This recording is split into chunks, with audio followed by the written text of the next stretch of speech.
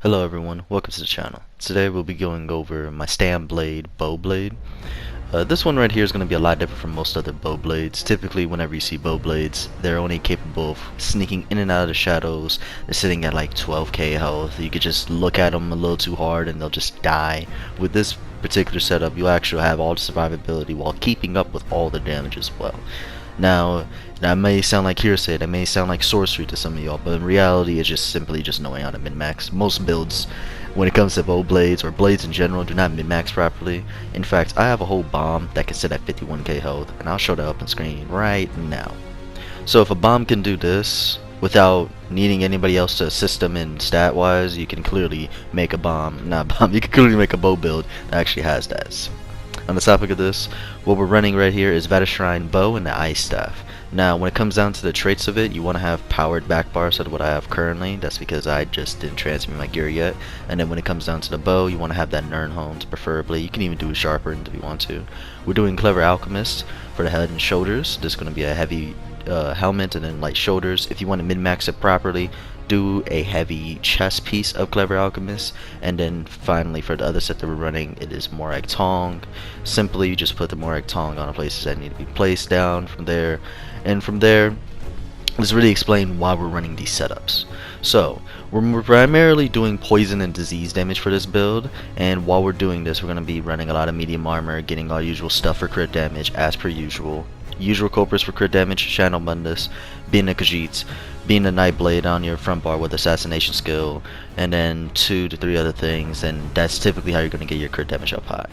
Us running Morag Tong is going to allow us to deal 10% more damage with our poison and disease damage. And since every skill on our front bar, excluding concealed weapon, does poison and disease damage, for instance, our lethal arrow is doing poison damage, it's applying Mind Defile, relentless focus, giving us weapon damage and disease damage, power extraction, our major brutality, and our minor courage, while also doing disease damage and also debuff the enemy.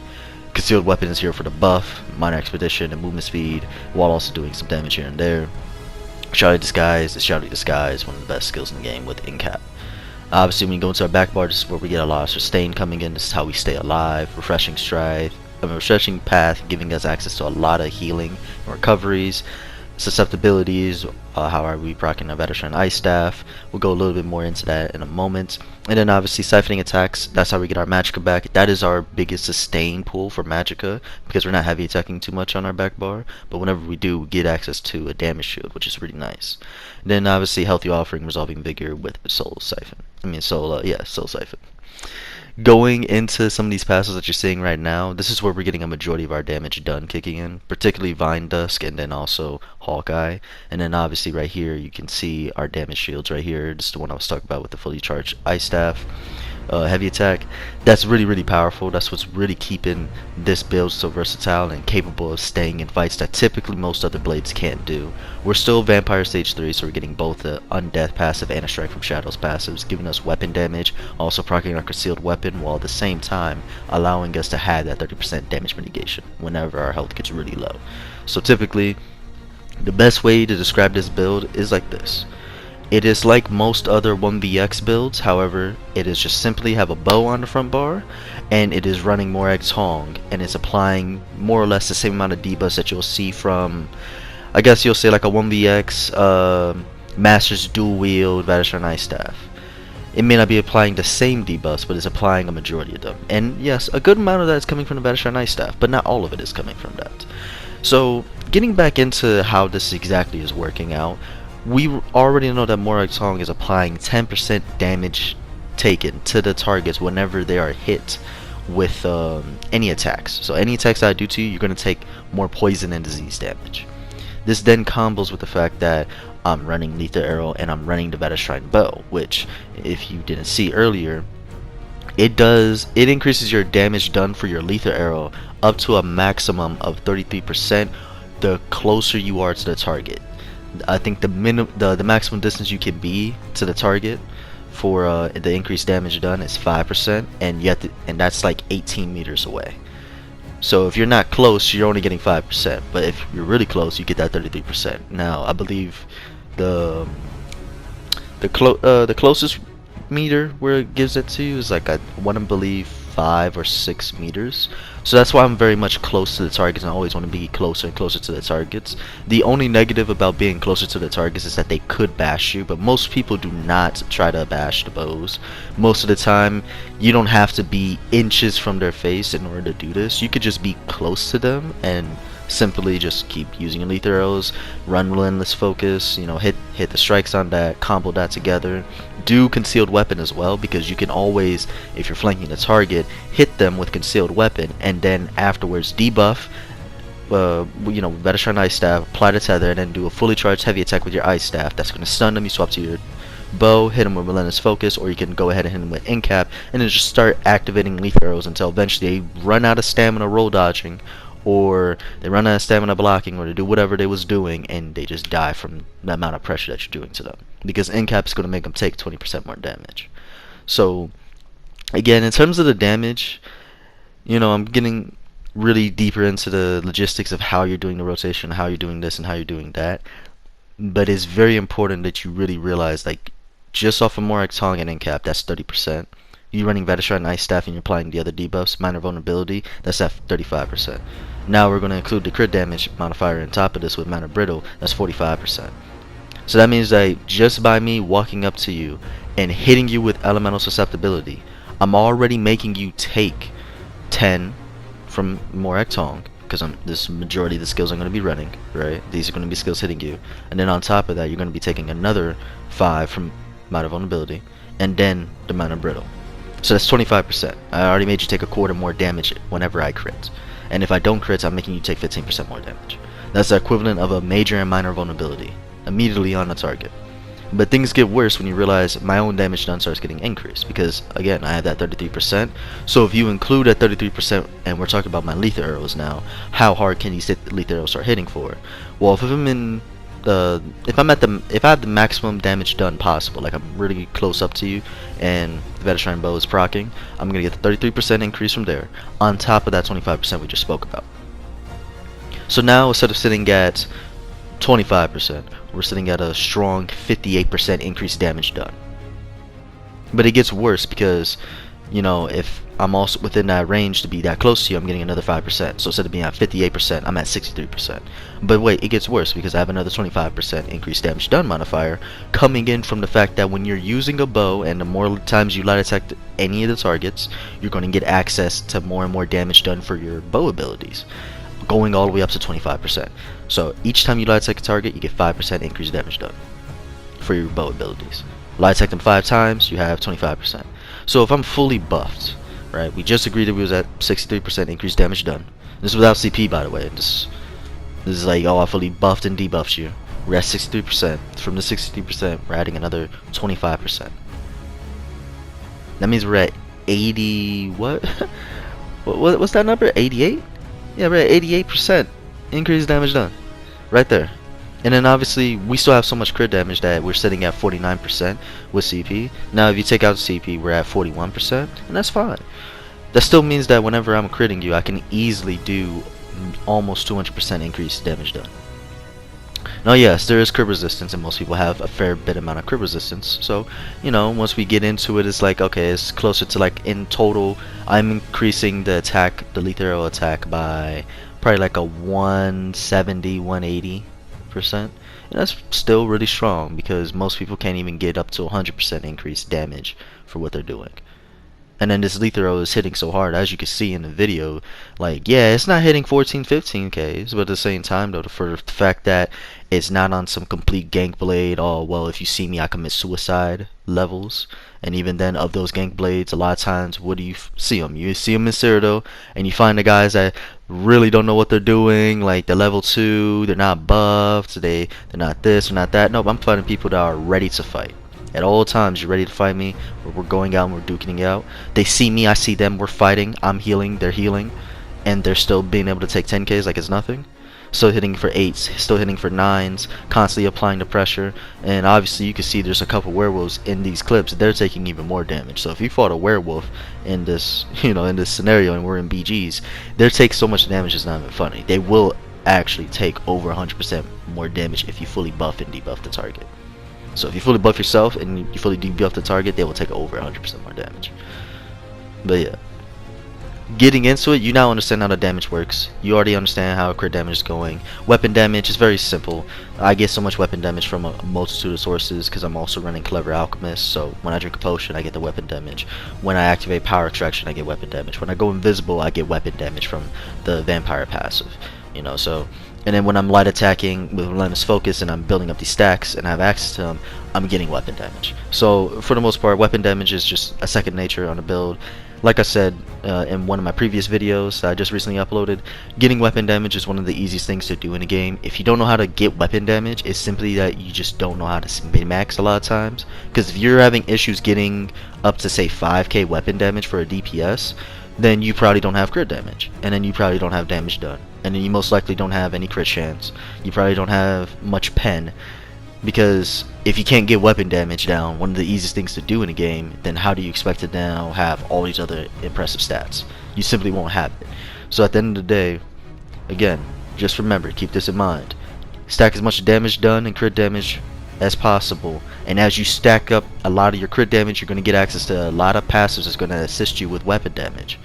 Once you get a lot of weapon damage, which is really not difficult, you got to make sure you have a certain amount of damage done if you want to be hitting hard like this. Maybe not on a bow, but you want to hit hard on your two hand. Look at your damage done passes for your two hands. Look at this, look at that.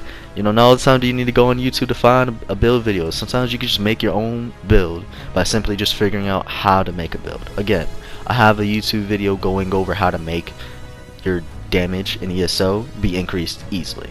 And you can easily have just as much damage done, if not a little bit higher, than what I have for this build. And I mean consistently, like you may not have like 120% increased damage done on a target, but you may have 50-60%, you know. And it's with two hand, it's with flame skills, it's with shock skills, it's with this, it's with that. You can have access to that. You just gotta look up into the video. It'll explain more over exactly like what classes do what passives have here, what that, all that stuff. I didn't go over everything in the game, but I went over a majority of the classes that people would like to DPS on, like for instance the Sorks and the DKs. But again, going back to this build, let's really like iron this out, because I've gone over the damage now. Really, when it comes down to the sustain and how that heal works, is very much like this. As long as you're within your refreshing path, you're gonna have access to a major expedition. It's gonna help you move around, while also at the same time you're getting access to your minor intellect and minor endurance. So that's stamina and mag recovery. Now, this tune doesn't have that much mag. However, comboing this with siphoning attacks and having a staff on the back bar allows us to actually have access to a lot of recovery. Ooh, shoot. Apologies. Have us access to a lot of recoveries that you typically won't think that you will have just based off your stats. Because every time you light attack, you're restoring magicka. Every time that you light attack as well, you're restoring some health to yourself. So that helps you out. And then the longer that siphoning attacks is active, if you reactivate the skill before it ends, you will gain access to magicka. But say you just let it go out to the end, you just let it last for the 20 seconds, you will still get a lot of magicka back. How much? You get 4,270 magicka back. So because I'm not running that many magic skills, and of the skills that I am running that are magicka based, I'm not spamming them, I'm using them whenever it is needed. It really lets me have access to a lot more magicka that you typically wouldn't see out of blades. Now, some blades, you know, they are running siphoning attacks. However, they're not running refreshing path to get access to that additional mag recovery and that additional stam recovery. Because if they're having access to stam recovery, typically they're running rally and then they're running a two-hand. So it's a two-hand bow build. But doing that leaves you open to not having access to that damage shield that the ice staff is granting, while also not getting access to those debuffs that are very important.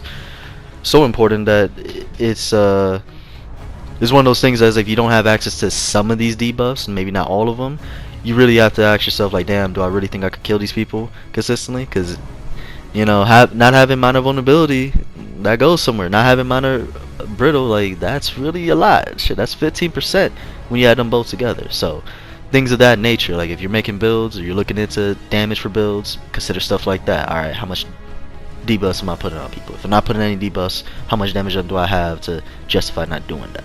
So, because we're in here, we're looking for the most damage, and we're also looking for as much sustain as possible. Having access to a free skill like susceptibility is really great. Even though it is a magicka skill, it's free. It doesn't cost you any magicka. You don't need to do anything to make it be free. It's just free. So having a free skill on the back bar, a skill that gives back magicka, a skill that gives me mag and stam recovery, and also heals me at the same time and gives me major expedition when I stand inside of it, comboing that with resolving vigor, which is giving me minor resolve. And whenever I activate any shadow skill, including refreshing path, it gives me major resolve. I'm getting all the armor that I need. I'm getting access to 2 hots. Whenever I attack anybody, I'm getting access to another heal, which is really great. That's going to make sure that I'm able to survive even better. And then lastly, getting into the last skill, Healthy Offering. This is one of the best skills to be running on top of everything, because now it's my burst heal. Whenever I'm in a situation where I need to heal myself up, maybe not to 100%, but I just need to get it back to 75, I need to get to 80% so I can keep on fighting and keep on attacking the targets, great. I hit this, boom. Now all my heals are going to be increased by 8% because I get access to minor mending. So even though I don't have access to major mending, the fact that this blade now has minor mending, and then I still have my hots on myself to keep myself alive, really assists me in making sure that I don't die.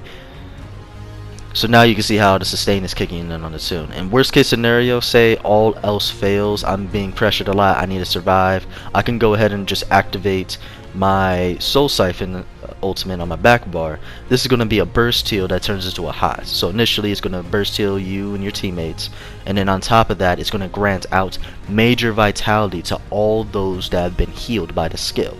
So if you have it for the next 4 seconds, you have major vitality. So if I activate that, right, and then I hit Healthy Offering right afterwards, I have major vitality on myself and minor mending on myself, meaning I'm healing for an additional 24% in total, making it extremely easy for me to stay alive afterwards, because I have the hots from Soul Siphon that typically is ticking for 3k ish, more or less, whenever I activate the skill. And then on top of that, I'm having Resolving Vigor, which my Resolving Vigor, it could tick for 3k, but you know, it depends on how buffed I am, and depending on what bar I'm at, because sometimes it's like a strong what's the word? It's a very much a strong 3k. Other times it's more in the 2.4s, 2.5s, but it depends on whether or not I've been debuffed. You know, so if I'm always fighting somebody and they're not debuffing me, they're not doing this, they're not doing that, I'm at full health, yeah, I get that 3k. If I'm on my front bar, it may be at like a 2.8, 2.9. You know, if I'm debuffed, it's like 2.5. So you see how that goes. Refreshing path is about a 1k, 1.5 sometimes. Maybe you can crit up to like a 2.6 for that. And then having access to another 3k, and then whenever I light attack, I get access to additional healing. Really make sure that it's going to be very difficult to kill me. As well, if I really wanted to min-max my heals, which I typically am doing, so say I'm in a fight, right after I attack ult, I can go ahead and start attacking the target, hit him with Relentless Focus, and then say that crits for 15k. I'm going to receive 35% of that damage back as healing. So it's going to heal me a little bit as well. It's not too much healing, but I get basically, what, a 5k back right there? That's really nice, on top of everything else that I'm doing. So, again, the survivability is right there. It's extremely easy to stay alive, it's extremely easy to deal damage. It's just a matter of like, alright, let's wind this build up, let's go ahead and do this. So again, if you're worried about if somebody's going to counter you, if you're worried about this, you're worried about that, in terms of survivability, it's not going to be difficult. You know, now are you going to be able to 1v1 the whole world? Probably not. There's definitely better 1v1 builds out there.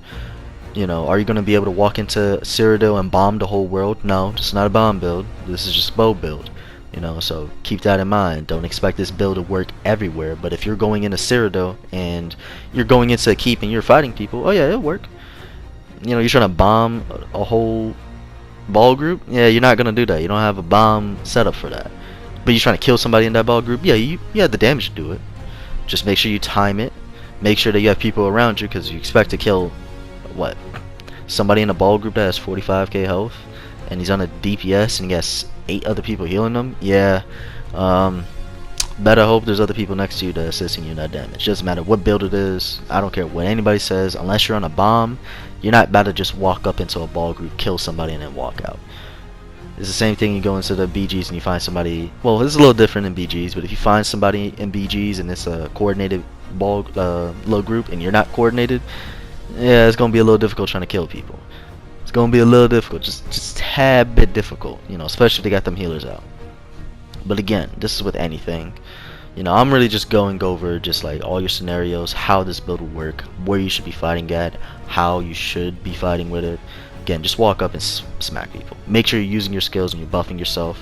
This is with all my builds that I have to preference as well. If you're not buffing yourself properly, as in you have a majority of your buffs, as in like at least 95% of your buffs up, you're in a bad spot. You know, if you're, say you don't have your siphoning attacks up all the time, say you just keep dropping them, right, and say you keep dropping your debuffs, this is not a build for you, because you're going to quickly not have access to a lot of the things that really make you stand out and hit hard.